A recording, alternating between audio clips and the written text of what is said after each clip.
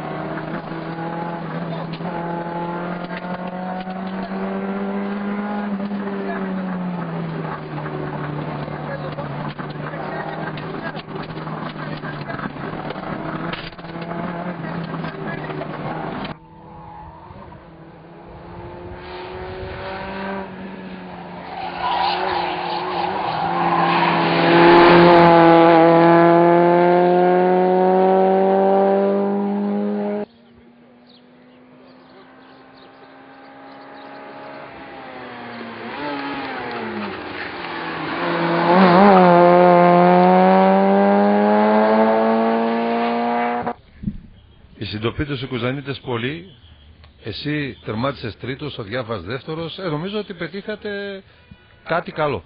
Καλά πήγε το 80 μαρωτήμα, ας πούμε, καλά πήγαμε στις ψηλές θέσεις, αλλά δυστυχώς τα άλλα παιδιά είχαν προβλήματα, μείνανε. Δεν πειράζει, εκπροσωπήσαμε εμείς έτσι. Πρώτος Βεριώτης, 2-3 Κοζάνη. Πες μου κάτι, η διοργάνωση σου άρεσε, ο κόσμος υπήρχε μέσα στις ειδικές? Η διοργάνωση καλά ήταν, εντάξει. Εκτός από την τελευταία ειδική που ίσως και καλώς να ακυρώθηκε, πάλι μείναμε λίγα αυτοκίνητα στο τέλος. Δεν πειράζει που κόπηκε δηλαδή. Οργάνωση καλή, κόσμο είδαμε.